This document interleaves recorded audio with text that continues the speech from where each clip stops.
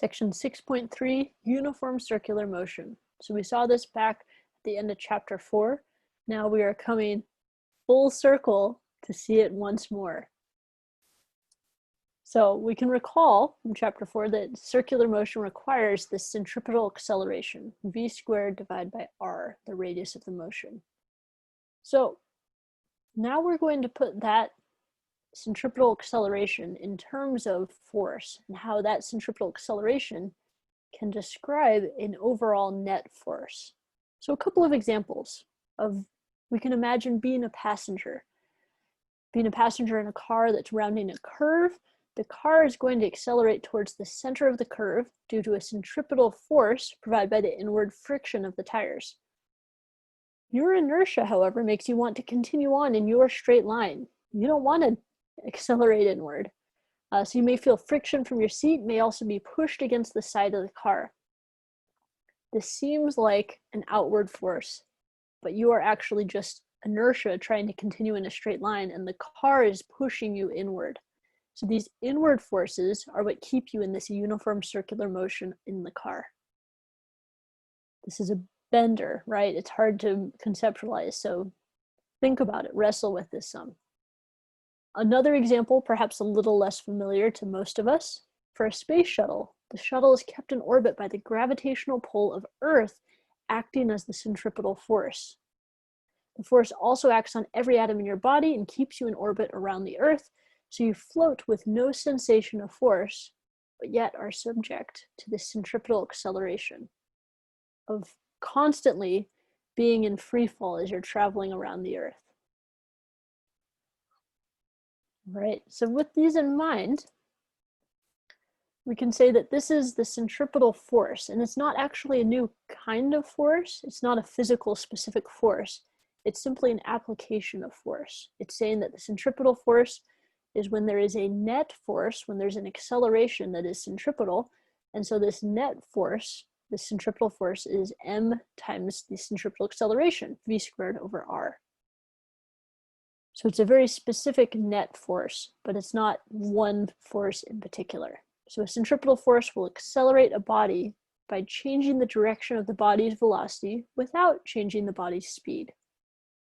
So for instance, if we have a puck on a string on a nice ice rink, we're able to spin it around in a circle, and the string tension supplies this centripetal force, this inward force that creates a net inward centripetal acceleration, so that we maintain the circular motion. So that even though the velocity is going tangentially and wants to continue on in a straight line, we have an inward net force and thus an inward acceleration. So that's the big idea here. And this force, once again, isn't actually new. It's just a new way of connecting the centripetal acceleration into Newton's second law, because everything goes back to Newton's second law. Our net force is just the centripetal force. All right, so let's look at an example of this. Checkpoint 2. As every amusement park fan knows, a Ferris wheel is a ride consisting of seats mounted on a tall ring that rotates around a horizontal axis. When you ride in a Ferris wheel at constant speed, what are the directions of the acceleration A and the normal force on you from the always upright seat as you pass through A, the highest point, and B, the lowest point of the ride? C, how does the magnitude of the acceleration at the highest point compare with that at the lowest point? D, how does the magnitude of the normal force at the lowest point compare with that at the highest point? Okay, there is a lot to take in here with all those 4 parts. So take some time to think about it, maybe do some drawing, come up with an answer to the 4 parts before you move on. Go ahead and pause the video now. All right, did you do that? Gonna trust so. So if we draw in our Ferris wheel here, we're focused in at the highest and the lowest point of the ride, right? So at the highest point, you could say, hey, it's a vertically upright seat. So here we are, nice vertically upright. I'm just gonna draw standing instead of trying to sit. Sitting is overrated. I say as I'm sitting. All right, now we need to figure out the forces acting on you, as well as the acceleration. So we can figure out the acceleration first. Since we're traveling in a circle, it should be a centripetal acceleration. So it's always going to point towards the center of the circle. So if we're at the top, our acceleration is going to point towards the center, which is down. If we're at the bottom, it's still going to point towards the center, but now that direction is up. All right, so there we have our acceleration directions. What about our force directions? Well, we know that wherever we are, we're going to have the force of gravity acting on us. What way will gravity act on us? Gravity's always trying to bring us down. So that one we have. Hopefully by this point, we have gravity down. Yes, the bad jokes continue until morale improves. So force of gravity goes down. Awesome.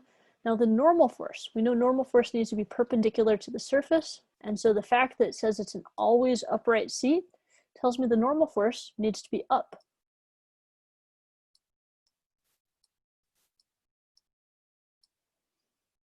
And that doesn't matter where we are.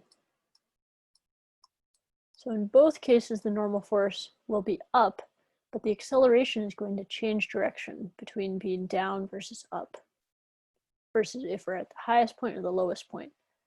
Now, how does the magnitude of that acceleration compare at the highest point with the lowest point? Well, the direction has changed, but the magnitude is still set by what we saw in chapter 4, our centripetal acceleration, right? We saw that the acceleration is just v squared divided by r. And at both places, we're at the same radius. We're moving at a constant speed, so the acceleration should stay the same no matter if we're at the top or the bottom. Okay, what about the magnitude of the normal force at the lowest versus the highest point? Well, for this, we're going to have to do a little bit more figuring because the normal force is something that changes depending on every other factor. It's a reaction force. So to figure it out, we're going to have to go back to Newton's second law, our favorite equation, right? That the sum of the net force in the y direction, because we're working with vertical ones here, is equal to the mass times the acceleration in the y direction. Right now, room there. And so in both cases, we'd have the normal force in the positive direction minus the force of gravity in the negative is equal to the mass times the acceleration. I'll switch to darker colors. I'm going off the border there. So the key here is we'll find the normal force is equal to the weight plus the mass times acceleration. So we notice on the bottom, that's a positive acceleration. So if I filled it in down here, it would be F sub n is equal to Fg plus m times positive A. Versus up top, I'd find that my normal force is equal to Fg plus m times minus A, or in other words, Fg minus ma, because the acceleration is going down. It's going opposite the normal force. What does this mean overall? Well, this means our normal force is going to be larger at the bottom versus at the top. Where at the top, you feel a little like you might just float off, like you aren't as heavy on the Ferris wheel. Another way to look at it is that these two forces need to combine to produce a net difference that will allow this acceleration. So if there is no acceleration, the normal force would just be equal to the force of gravity. That would be totally fine. But because there is an inward acceleration, we need to have a larger normal force pointing in to create an inward net force. Similarly at the top, because we need to have a downward acceleration, we can't increase the force of gravity, but we can have less normal force. And that will create a net force that is down and matches that. Right, so that brings us to the end here, where we can see that indeed we got the right results. The acceleration is down, the normal force is up, acceleration up, normal force still up. right? Magnitudes of the acceleration must be equal, and the normal force is greater at that lower point than at the higher point. So this introduces uniform circular motion in the context of forces.